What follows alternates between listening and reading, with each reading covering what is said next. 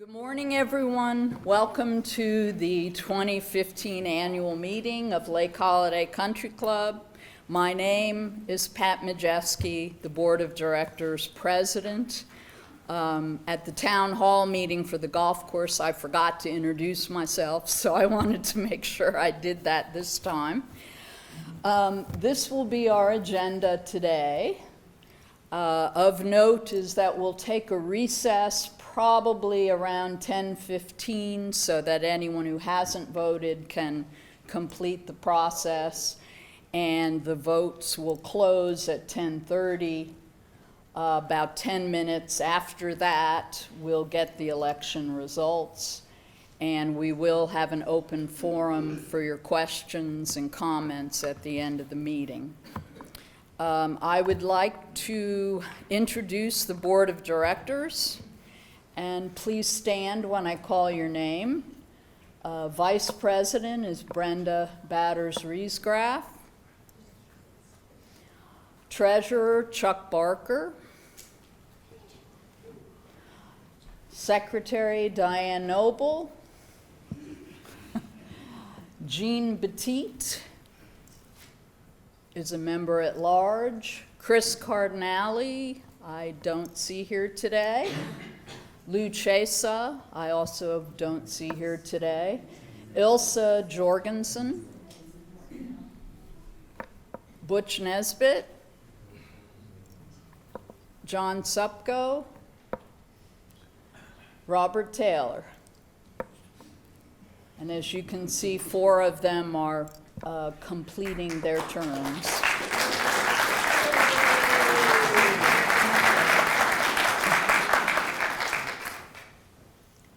Now I'd like to introduce our management team. Dave Burleson is our general manager. He's back there. Mike Goodwin is the assistant general manager. Kelly is the administrative manager. She's back in the voting area. Shannon Lanham is at the table in the hallway, checking people in. Mary Ott is back there at the kitchen. Jill Whitaker is also back in the voting room. And those are the names of our 6 maintenance staff workers.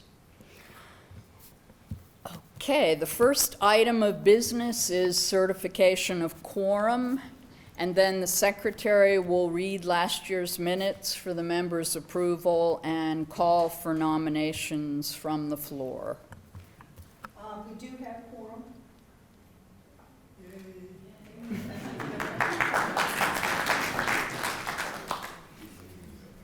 Okay. Minutes from the October 25th, 2014 annual meeting. Barbara McGill, President of Lake Holiday Country Club Board of Directors, welcomed property owners and called the annual membership meeting to order at 10 a.m. on October 25th, 2014. She discussed the purpose of the annual meeting, then introduced the Board of Directors and General Manager Dave Burleson. Diane Noble, Secretary of the Board of Directors, was asked to certify that there was a quorum. The Assembly exceeded the requirement of a 10% quorum for a membership meeting as required by our bylaws and could officially be called to order with 129 members needed and 225 present or represented. Deborah Rebus-Sapetsky, Independent Vote Administrator, confirmed the certification. Secretary Noble read the 2013 annual meeting minutes. She then made a motion that the membership approve the 2013 annual meeting minutes, which were unanimously approved by a show of hands. President McGill thanked her husband and all the spouses of the board members for their patience and understanding over the past year. General Manager Dave Burleson introduced the management staff present: Mike Goodwin, Assistant Manager Kelly Keenan, Administrative Manager Shannon Lanham, Jill Whitaker, and Mary Ott. Barbara McGill, President, announced the 7 candidates this year and then called for floor nominations. None were presented. Treasurer Chuck Barker presented the 2013-2014 financial report. Overall, LHCC is in a good financial condition, and there were no special assessment in 2015. He explained the increase in assessments were due largely to the increase in the dam downstream liability insurance and to the increase in delinquencies, which were down by 1% for lots with homes and up for utility and non-utility lots. The latter delinquencies are due largely to Miller & Smith's change in support. The current Board of Directors presented a balanced budget to the incoming Board of Directors as of September 23, 2014. Chuck pointed out that all members paid assessments, dues could be reduced, that if all members paid assessments, dues could be reduced by about 20%. The meeting recessed at 10:20 a.m. for election of directors. The balloting was closed at 10:30 a.m. and the slideshow presentation resumed. The slides were of various committee accomplishments. President McGill recognized all of the committee members, chairpersons, and volunteers who helped the community with various activities and the challenges that we face, and whose time, energy, and talents helped make this year successful. Their help is greatly appreciated. She recognized that Jean Petit and Lee Reams for the hard work in producing the LHCC brochure. The management staff was recognized for the selling of 13 lots. She also announced the various projects anticipated for the next year, selling association-owned property with the use of realtors, continued upgrading of Beach 2, marina security, landscaping, and a new electronic sign at the front. The final vote results, Secretary Noble announced the election results as finalized and reported by Deborah Ribis-Selpinski, independent vote administrator from Action Management. The voting results were certified and dated October 25th, 2014, 10:30 a.m. There was Pat Majeski, 173, John Sepko, 144, Lou Chesa, 138, Ilsa Jorgensen, 107, Melissa Didiana, 80, Misty Weaver Ostinato, 72, Anthony Morelli, 60, abstentions, 126, with a total ballot participation of 225. The winners of the three-year terms for vacated Board of Directors were Pat Majeski, John Sepko, and Lou Chesa. The winner to fill the 1 2-year term vacancy was Ilsa Jorgensen. After an open forum at 10:30 a.m., President McGill adjourned the meeting at 10:50 a.m. I move that the minutes be approved by a show of hands. Who in favor? Opposed? Yes. Thank you. And I'll turn this over to Pat, I think. Nope. Oh, yeah. Call for floor. Are there any floor nominations? That's another one. Thank you very much. Now I can turn it over. Thank you very much.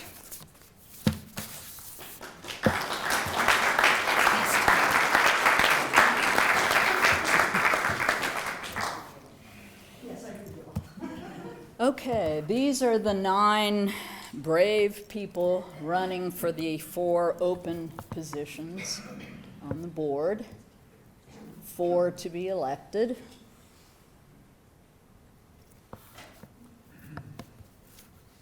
Now on to events of the year. Please keep your questions and comments to the end when we have the open forum.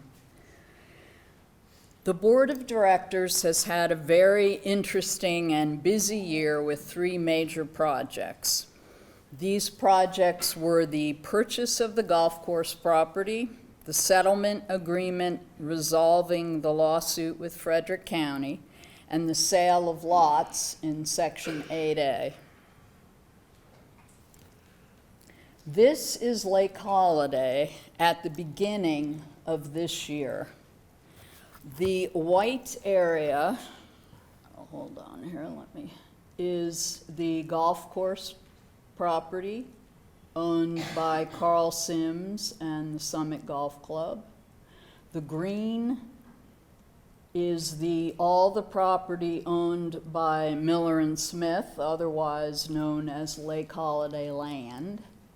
And the purple is property owned by Lake Holiday Country Club, the association.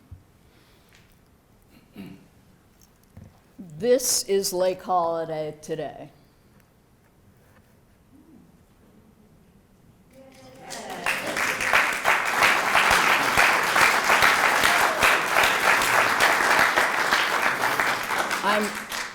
I'm very pleased to announce that for the first time in the history of this community, Lake Holiday is now the proud owner of all the land that makes up the original 1970 master plan of Lake Holiday Estates. Earlier this year, we acquired the golf course property, and this week, we acquired all the parcels and lots that were owned by Miller and Smith. The golf course property adventure began in November 2014 with a phone call from Carl Sims saying he had a contract to sell his land. Lake Holiday was finally deeded the property in May of 2015.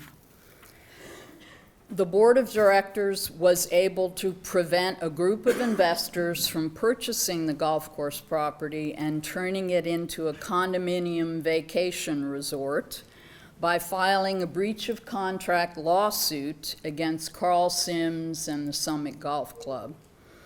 Mr. Sims had signed an agreement with Lake Holiday that stated he would sell only to someone who would create a golf course. These investors were not willing to do so. We had discovered that we had no control over what was built on the property. After the suit was filed, the investors walked away from the purchase, and Mr. Sims offered the land to Lake Holiday for the same price. We were able to obtain a low-interest 100% loan.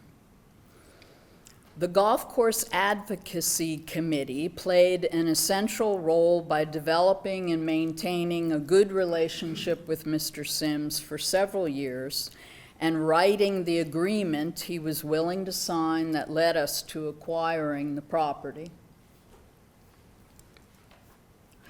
The Golf Course Advocacy Committee designed, administered, and analyzed a highly successful survey of all the residents and owners regarding preferential uses of the golf course property. A significant majority of residents indicated they would like a golf course redeveloped. There was also great interest in creating walking, biking, and fitness trails, a swimming pool, and a dog park. Foot golf and disc golf are also being looked at. The committee is investigating the possibility of interesting a golf course developer in building a course and will update the board in November on their progress. Other possible uses for the land will continue to be explored.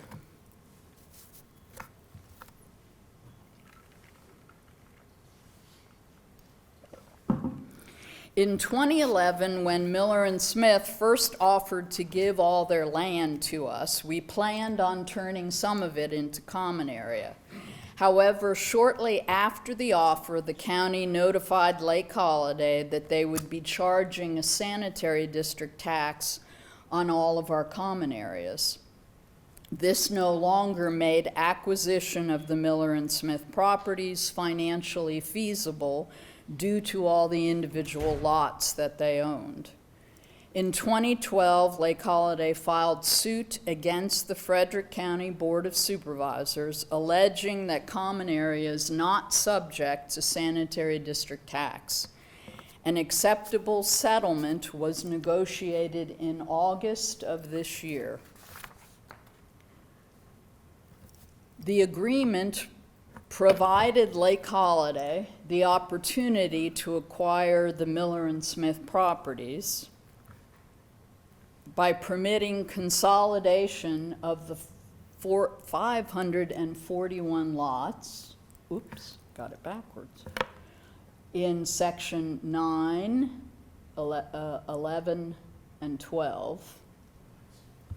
And the 30 lots in 5C. In addition to these lots, on the south side of the lake, we've acquired 10 parcels in various locations throughout the community. A few of them are parcel D, which is about 35 acres, H, which is about 100 acres, I, J, 2 parcels by the front gate, a couple of other smaller parcels. The land will be turned into common area. The county reduced the lot consolidation fee to $100 per parcel created rather than $200 per lot removed. Miller and Smith had not paid their property tax or sanitary district tax since 2011. The county could not forgive outstanding property tax, so Lake Holiday was required to pay these taxes. They came to a total of approximately $107,000. To pay off the outstanding sanitary district tax on the county treasurer's books, the Board of Supervisors approved an appropriation of funds from the Lake Holiday Sanitary District Fund. This appropriation was an accounting journal entry only. The funds did not actually leave the account. In November, the Board of Supervisors will determine what the sanitary district assessment for 2016 will be. They have agreed to consider adopting a 0 assessment for common areas. If so, Lake Holiday will dismiss its litigation. Even if ultimately the association is charged SD tax on its common areas, the former Miller and Smith properties will have been consolidated into several parcels, and the tax will be an affordable amount going forward. The 12 parcels created, I'm told by Dave, is probably higher than it will actually be, but we don't know yet. It could be as little as 6, or it could be as many as 10 parcels. Ultimately, the cost of Lake Holiday of acquiring the Miller and Smith property was outstanding property taxes, title search, surveyor, and attorney's fees. The board and various committees will be working on deciding what to do with all this new common area. So please consider joining committees involved in the project, the Land Advisory Committee and Building and Grounds, so you can play an active part in decisions about the future of our community. In the fall of 2014, the board agreed to list a group of 75 Lake Holiday-owned non-utility lots in Section 8A with a realtor. In March 2015, Lake Holiday received a serious offer to purchase these lots and even more in 8A from a developer. The purple lots in 8A are all Lake Holiday-owned properties that were originally given to us from the trust back in the 80s during the bankruptcy sale. The board and our attorney had many meetings and negotiations with the developer and felt confident we were bringing this deal to a close. However, in September, the board was informed that the developer was withdrawing their offer. A lot of time and effort was expended on this project, and it's a great disappointment that the deal could not be completed. During these negotiations, the board voted to place a 5-year moratorium on all cap fees for non-utility lots to help encourage sale and development of these lots. Can that be rescinded? The sale of those lots would not only have given the association more assessment-paying members and eliminated the sanitary district tax burden, but also would have provided Lake Holiday with the funds to proceed with the expensive process of foreclosure on delinquent members. To foreclose on 200 lots would cost $50,000. Now the financial committee and the board will need to come up with an alternative plan for dealing with delinquent assessments. Those were the 3 major projects that consumed a great deal of the board's time this year.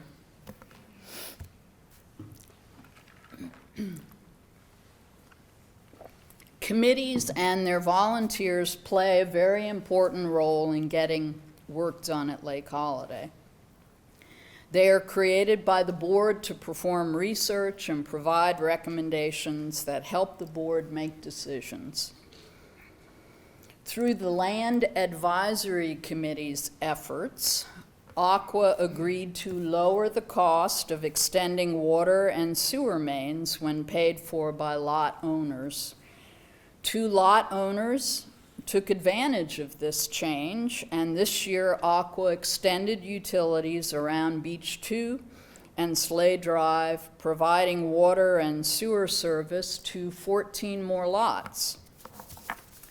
Those 2 Lake Holiday members are now in the middle of building houses on their lots. The committee intends to actively work with other lot owners to inform them of this new opportunity. The committee also recommended listing all the scattered Lake Holiday lots for sale. 9 non-utility lots were sold this year. Jill Whitaker, one of our admin staff, facilitated the sale of 8 non-utility lots and 5 utility lots last year. 3 new committees were approved by the board this year. The first is Community Outreach, whose goal is to create and improve relationships and communication with entities outside Lake Holiday. The committee initiated a positive article published in the Winchester Star about Lake Holiday's acquisition of the golf course. The plan is to request another article about acquiring the Miller and Smith property. The second new committee is the Technology Committee, whose goal is to bring Lake Holiday's tech operations into the 21st century. The committee recommended the purchase of a new firewall for the office computer system, the purchase of antennas and other necessary equipment to create a wireless network between the maintenance building, gatehouse, and office. The wireless network will save Lake Holiday money because we will be able to get rid of some of our cable accounts at these locations. A new wireless router was purchased for the clubhouse, and a more robust guest network was established. Various committee recommendations will be implemented in 2016, including a new phone system at the office and a new projection system for presentations in the boardroom. The committee has also obtained proposals for purchasing new 2-way radios for the maintenance staff. The third committee is the Reestablished Security Committee. The board has received and is reviewing proposals for updating our surveillance camera systems at the clubhouse, maintenance building, trash compactor, and gatehouse. We hope to have a decision and implementation by the end of the year. This summer, the board approved a resolution stating that the lake is a common amenity and therefore must be reasonably maintained by the association. The Lake Committee presented a lake management plan that identifies goals, problems, and specific actions required to protect, maintain, and improve the lake and its surrounding watershed. Its creation will permit the Finance Committee to begin the process of funding projects from replacement reserve for lake preservation. The board also approved the recommended expenditure for a watershed study that will provide best practices for how to control the input of sediment into the lake from Yater's Run. A marina security plan was developed by the committee with input from Building and Grounds. New signs were installed and solar lighting was placed on Dock C, where before there was total darkness. Recommendations were made for security cameras, and proposals have been obtained with the goal of installing them by the end of this year. I hope the board will also consider security cameras at the boat storage facility this year. Building and Grounds researched and recommended replacing some of our old fitness equipment in the clubhouse exercise room with Nautilus equipment, which was purchased and installed in September. The board also approved the purchase of AV equipment from the Grace Community Church. We're using their screen. The committee performed routine repair, painting, and mulching of the neighborhood signs throughout the community. Another successful Independence Day fireworks event took off, even though it was a rainy evening. We plan to have fireworks again next year. We also held the first and hopefully annual Wounded Warriors 5K run on Memorial Day. The Activities Committee held several successful events throughout the year. All these events were again placed in the 2016 budget. The Communications Committee continues to produce and improve our monthly newsletter and help manage our website. The Master Planning Committee conducted a membership survey this year.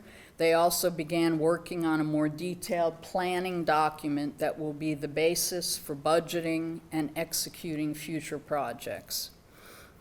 The Compliance Committee continued to do its job of adjudicating violations of the rules and deeds. The Nominating Committee held several successful candidate briefings and a Meet the Candidates forum. The Architectural Committee had a very busy year due to improving sales of existing homes and new construction. Dan Ryan has sold 18 homes this year. Half of them have settled and half are under construction.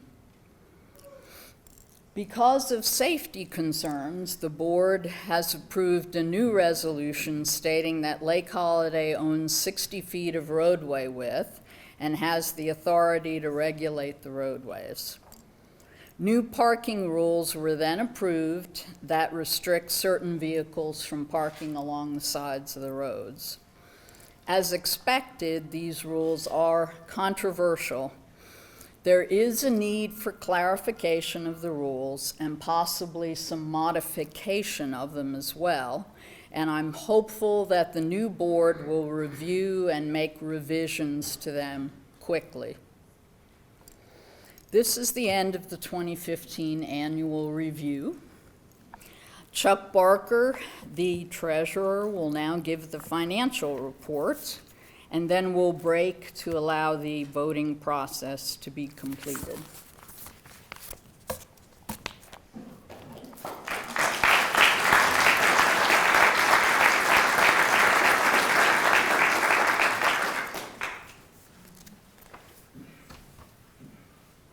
You want your binder?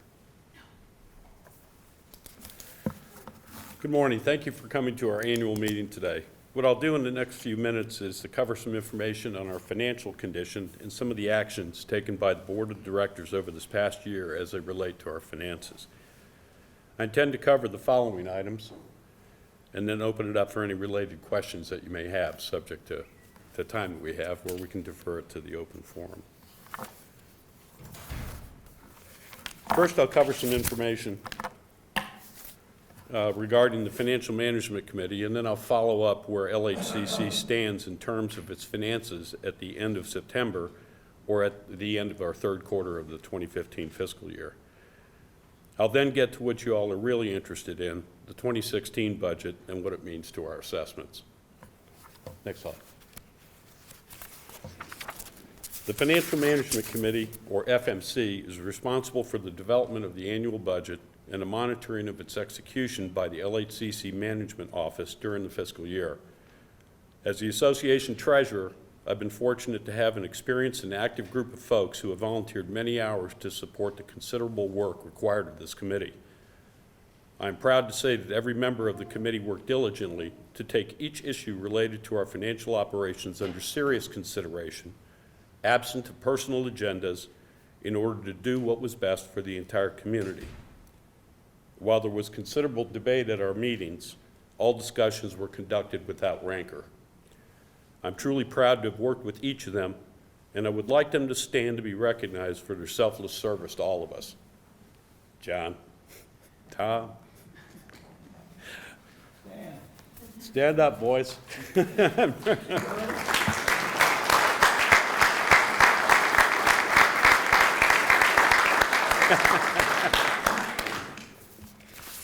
Thanks. Next slide, please. This has been one of the busiest fiscal years in recent memory for the community and the Financial Management Committee.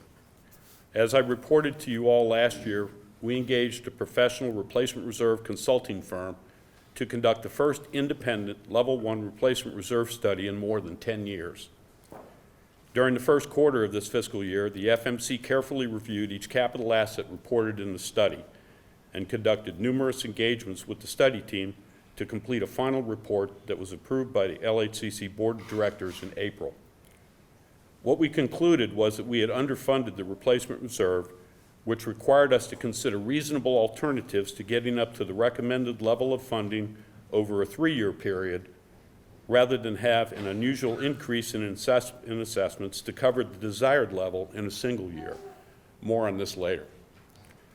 Of major interest to the community, as the unanticipated opportunity to purchase the golf course property appeared in April, the FMC was also involved in a negotiation with lenders to ensure adequate funding could be procured. By June, we became the proud owners of that property. Other actions of the committee included projection reports and both monthly and quarterly reviews, and the development of more succinct financial reports for board's use. Finally, the committee developed new procedures for the development of the 2016 budget through the construction of formatted budget request and justification templates and active engagement with the LHCC committees that included a new prioritization process.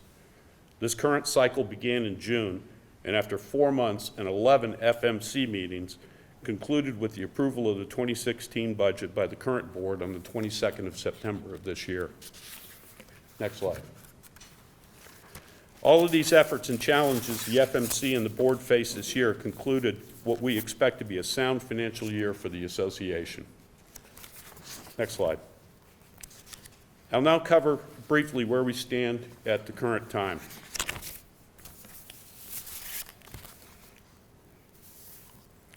Through the end of September, our revenue has been keeping slightly ahead of our expenses in spite of some additional costs incurred by the purchase of the golf course property and its emergent attendant maintenance expenses. Next. Our current net margin stands at slightly over $18,000. We currently expect that we will close out this budget year ahead of anticipated expenses. Next slide. I'll now get into the portion that you all are probably most interested in. What you will see here is what the current board approved on the 22nd of September as it relates to assessment for fiscal year 2016. The net increase by owner status represents approximately a 7.4% increase. The major drivers affecting this increase are represented by the mortgage on the golf course property, the replacement reserve contribution that I mentioned earlier, and other anticipated expenses dealing with the maintenance necessary for the upkeep and improvements to newly acquired property, the development of a watershed management plan to control stream runoff, and additional administrative expenses. This is subject to the review and approval by the newly seated board at its special meeting to be held the first week of November. This concludes my portion of the presentation, subject to any related questions you might have.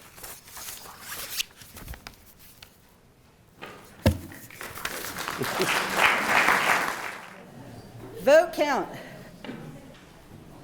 Pat Cooney, 172. Heather Johnson, 166. Steve Locke, 133.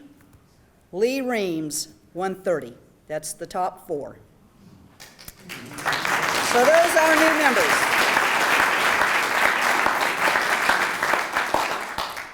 And for the remainder, Stephanie Jarvis, 128. Juan Hernandez, 115. Mike Ressler, 113. Nathan Ebeck, 75. Let's see, who am I missing? Oh, Anthony Morelli, 61. Abstentions, 55, with a total ballot participation of 287. So if you want to, I have the results here if you want to come up and look at them, but they'll be published in the newsletter as well. So that's it. Those are our top four. Any questions? A big hand to everybody.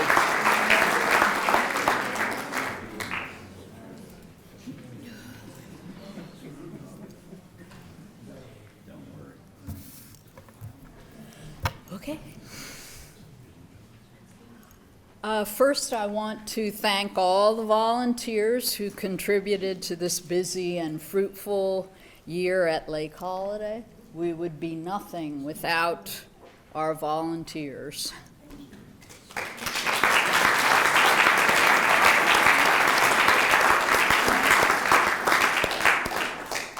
Please join committees this year so your voice can be heard. Okay, now we will begin the open forum part of the meeting. Dot? Yes, Tom isn't feeling well today. This is our question. You mentioned earlier that you hope to have in place the security for the boat storage. Why wasn't the decision about the boats being moved from the secure place in front of our house to that area? Why wasn't that withheld till after the security was in place at the boat storage? I don't know how to answer that question. I do know that the rules were, presented to the board, and the board, unanimously voted to pass those rules without a discussion of that.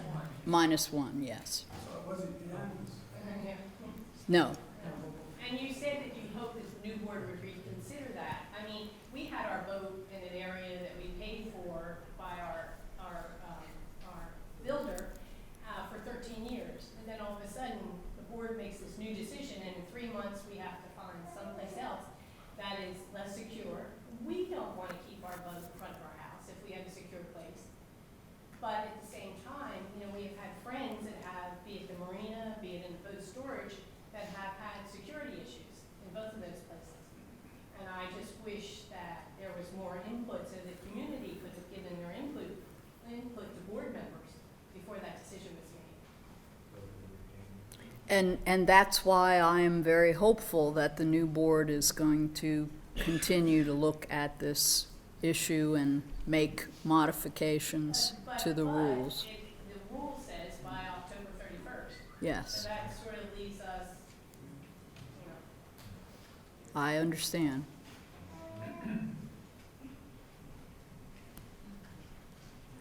Any other questions? Pat, over here. Yeah. Hey, what's the penalty for having your boat stored in front of your house, off the road, but within the 15-foot right of way? I mean, you're gonna be towed, $50 a day fine? I believe it's the usual, going through the usual compliance violation process. Which is, if you're found guilty, is what, $50? I believe so, yes. Per day, or? No. Mike, do you want? Yeah, At this point, that would be an ongoing violation. Okay. If it was a daily violation, if it was a one-time thing, it could be $50 at maximum. For ongoing, it can be $10 a day until it's moved up to $900 once you've been through the compliance process. That would be the maximum.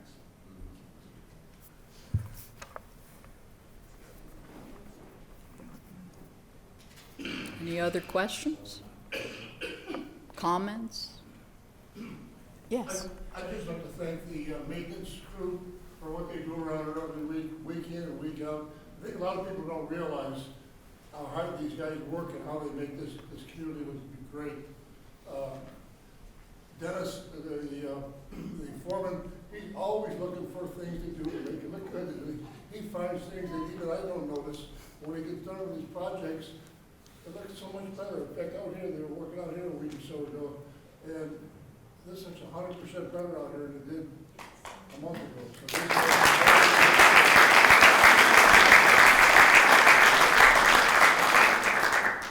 Gene? I'd just like to piggyback on that and thank the maintenance folks and Dave.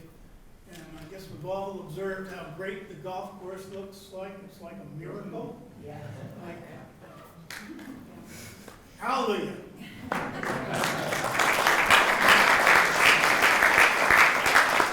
Along those lines that they were addressing about security, I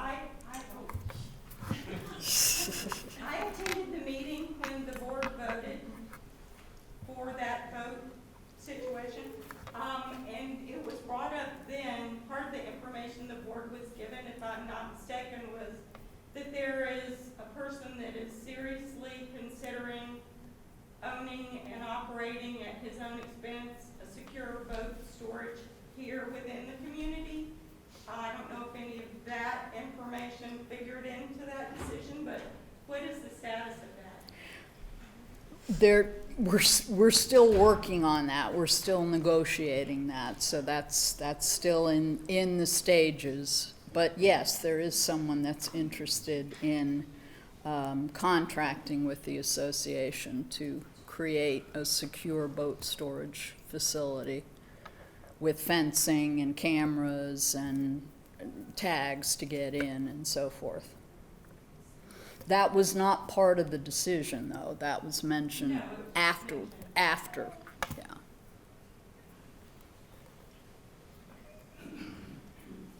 Sheila. I just would add that I think in the future, maybe when there is a particular vote on something like that, that it be a little better thought out in the process. Because I think it was wrong to say at this point in time, give people only a few months. You know, I mean, what's the difference in waiting a year? And then maybe discussing it more as a community. So I just thought that.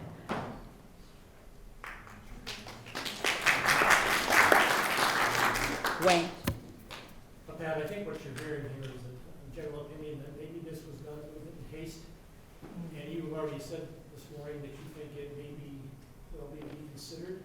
Yes. Would it be possible for the board to suspend implementation of the violations for boats only until you're sure you've got it right?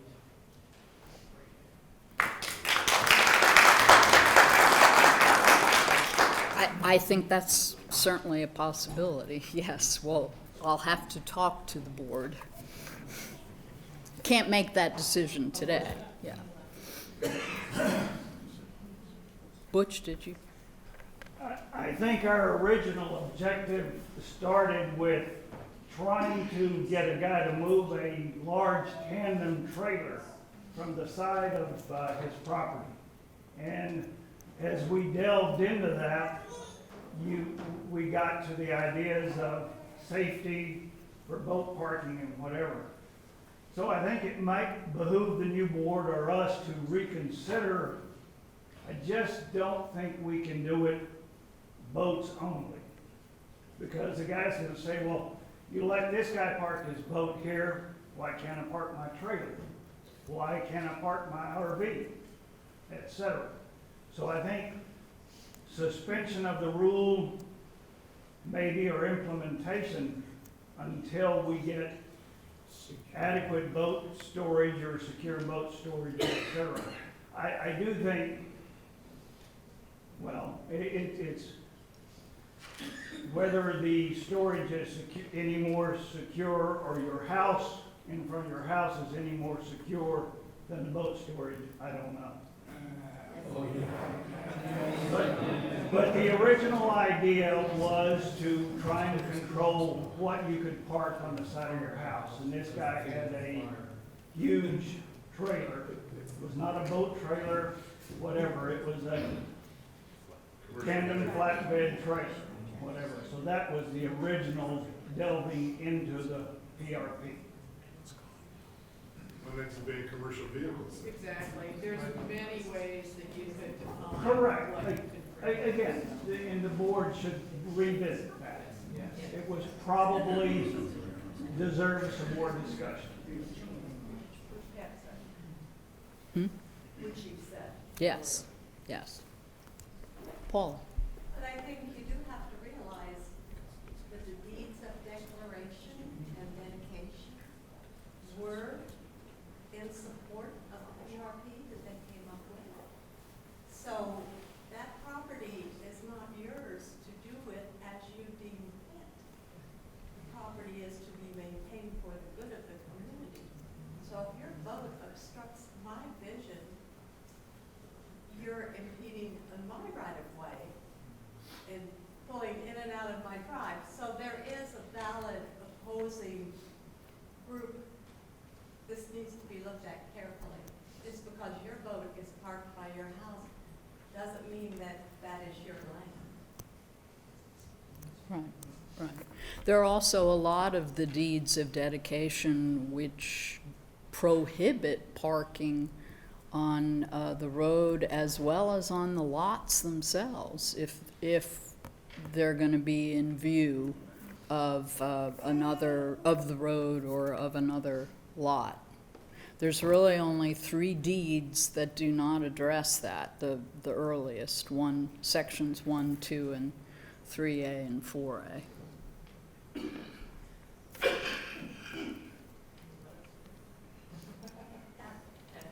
Yes.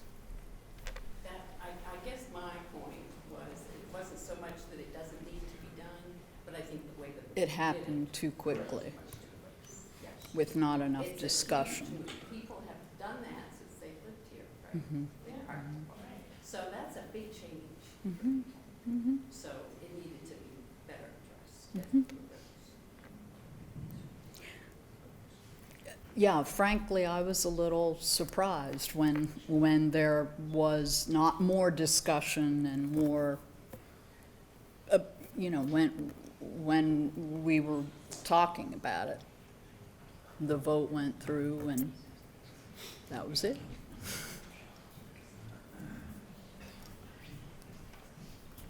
Yes, Mike.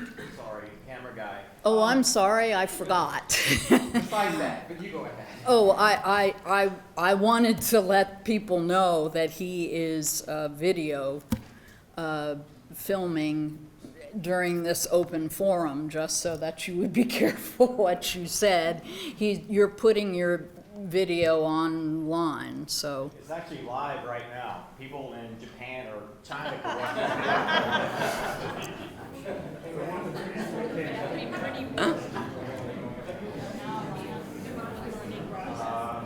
I am recording it, and I'm going to try to get it online later, and I'll put a link, and I'll send it out to Pat probably, and tell you where it is if you want to go see it later. My concern is the new construction. Is there any way we could have some type of maybe a weekly safety meeting with the new construction people? Almost probably 3 times a week, almost run over a construction guy carrying a 2x4 down the middle of the road, or driving some of their equipment in the middle of the road, or yesterday stuck on the road halfway in it and couldn't get around it. I saw So that. how can we get these construction guys not get somebody killed? Dave, that's your question. If you could answer that, I'd be impressed. Basically, we do have meetings with the site superintendents, with the owners of the companies. Mike and I call them repeatedly. The ladies of staff are always calling and reminding of the rules. The problem is they have so many subcontractors. That's the biggest problem. We get one contractor figured out, and there's another concrete guy next week. So I don't have a great answer, but we're constantly working, trying to fix the problem. Well, they have a site superintendent, right? That guy needs to be in charge. I'm gonna fine you every time I get a violation, is what I would do. I don't want to name a contractor since this is live, but if it's the same site superintendent twice, I'll be impressed. That's the problem. Wayne? Just an added word on the same, similar topic. Most people know I think a lot of road litter, and I can tell you that almost every construction site has a halo of litter around it now, which we're not managing to manage. Correct. No argument. And I agree with Wayne, the trash that they've left laying around is disgusting. I also pick up a lot of trash, so I hate that what we say that could be picked up there. We should give Wayne a salary. No, he just won't get a raise. Yeah. Carol? I have to say, I think Lake Holiday was cleaner than they've ever seen it. You don't see McDonald's things all over the road, and I just want to thank Wayne and whoever else is picking up the trash, because I don't have time, I'm always driving somewhere. So, thank you.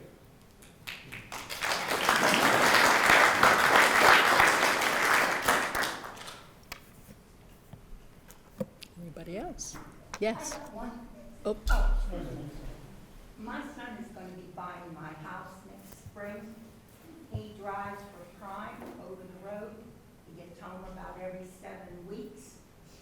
Is he going to be compliant every time he comes home for a week? Because he's got the tractor, not the trailer, but that cab part of his truck in the driveway? Or can he call the office and tell them he's here for the week? What's going to happen about that? well, he can drive he can park his truck in the driveway. Well, I mean, you're mentioning commercial vehicles, and I wasn't sure. It was in your driveway, you can park it at this, 20 feet off the road. right, 20 feet off the road. Okay, my driveway. Okay, Yeah. just wanted to be sure. Yeah. I have a comment about all the land that we bought this year. I think that's a really great thing for our community. I'm very pleased to see this happen. By and large, though, I would like to make the comment that in the future, I would like to see as much of this land as possible be committed to just leaving it as green space. And that's particularly true for land across from us over here, so that the lake maintains its kind of green space feeling, and so that we don't have thousands of houses, piled on top of each other along the edges of the lake. Well, I think that would be a major disaster Well- if that were to happen, in the next 20 years, Well- taking a long-term view. that's part of purchasing getting this land is because it's being turned into common area. There will be no houses. So what is the legal status of that? Can that be reversed, for example? What exactly are we committing to by saying that it's green space? My understanding is that once it is deeded common area, it is very difficult to reverse that. It takes a rezoning process. Basically, the association would have to sell the property to a potential developer, whomever. Then they'd have to go through the whole zoning process with the municipality for every county. And that would go through rezoning of lot, the land use, proffers, negotiations. It'd be a big, And expensive process. in order to sell property, we need a 67% vote of all the members that live here, So that sounds pretty which, good. which has Are there never plans- occurred. Are there plans to figure out, like, putting walking trails through it and things like that? Well, this just happened this week, that we finally acquired it. We didn't want to start planning and jinx ourselves, so And I'd like to just make the this comment is that I next think that year's that would be an appropriate project. use of this land. And I have one more comment. on this side of the lake, and I guess a little bit in that direction, the community owns a number of buildable lots. Yes. And earlier you talked about trying to sell those lots in a 8A. process that ultimately fell through. I myself, and I don't know how many other people in the community agree with this, but I myself would rather not see those things sold. I don't really understand what the advantage is to the community, other than a one-time shot of money, which then gets counterbalanced by the fact that you have more traffic, more people at the swimming places, more people using the trash, more people coming in and out of the gate. And eventually you have to increase all those services in order to pay for them. That's true. It doesn't seem to me that this is a winning situation. And I just don't see where the big advantage is to doing that. Well, the advantages are getting more assessments, which allow us to make capital improvements here that we can't. Yeah, really, if that were true, New York City would be this wonderful place to live, which would be really cheap. And we all know that isn't the way it works. As things grow bigger, it gets worse. You have to limit growth, yes. That's the only comment I have. Okay? Yes. I would just offer in response that as long as those are deeded as buildable lots, the county charges a real estate tax on those to that. And a sanitary district tax. And sanitary district tax, and that's expensive. It's If you about sell it, the $50,000 property a owner has year. to pay the tax. And we $50,000 a year for just, I think, the 100 or so lots. That's not all of the lots. So we have to pay those taxes, yes. Also, the capital we acquire from selling those lots gets put back into development of the green space that we have to build your trails and other things that you would like to have Correct. and maintain them. And you know, without bringing in more assessments, if you want those capital improvements, your dues have to keep going up to afford to pay for them. Well, if you're from New York, property's cheap around here, so you don't hear about that. But some do. Many people do. Butch. Just to note, the property that we just acquired, the Miller and Smith, they're not marked walking trails, but they're roads back there.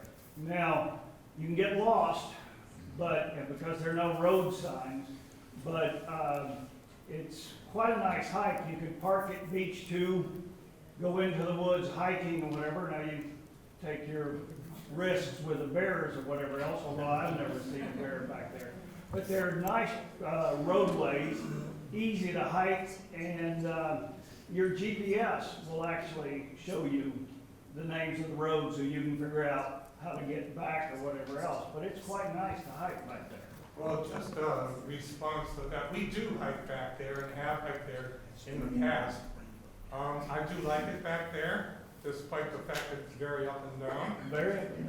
But there have been some problems which I hope will be addressed in the long run. One of them is that we've encountered a number of people who've been back there with trucks cutting down lumber. I have no idea what the heck they're doing or whether or not it's legal. No. And the other thing is, as we've been walking, we have heard gunshots multiple times, and we don't know where they're shooting or where they are.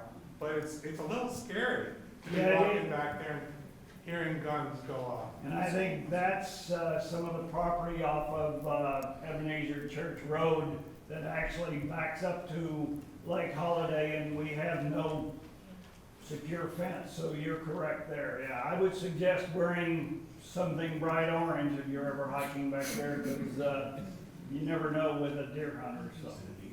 They do poach on our property. I live out at the western end, and just beyond me is a great forest that belongs to us, and there's hunting in there that comes in from the outside. It's quite illegal.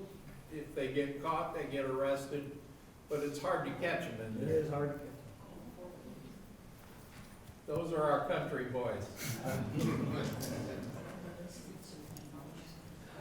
Anything else? Yes. I just wanted to say how much. Speak up, speak up. I just wanted to say how much I appreciate the Haines security that we have here, and I personally don't ever want to see them disarmed. It's great if you are a younger family and you happen to have a big burly husband that you can rely on, but there's a sizable segment of people who live here comprised of seniors and widows and people with disabilities. And I think it's really important that we maintain our security just the way it is. And in fact, as the community grows, be able to expand the security as well. For example, keeping the security 24/7 as opposed to having them go off at 2 a.m. And I'll just reiterate what I said last year, and that is that the patrolling officer should be trained in first aid at the very least, which Haines themselves offers courses to their officers for that. And they should carry one of our defibrillators in their automobile so that they can assist if someone is in need of that prior to the rescue coming all the way from Gainesboro. So I just wanted to thank them. As I've always experienced them being polite and helpful, and I haven't had any issue with them whatsoever. So. I think the new supervisor they have this year Matthew Sargent. has, Haynes has really stepped up the game the last 5 years. Yeah. They've always done a good job. They've never left the gate unmanned. That's huge. The youth that have been here longer than I've been here remember the days the gate was unmanned with other companies that were here. They've done a good job. They've got a good rapport with the community. And we've issued more no trespassing notices this year than we ever have in the past. They're very involved. They've got good rapport and relationships with the local sheriff's department. That's a huge help to this association. So I think they've done a great job personally, but we work with them every day.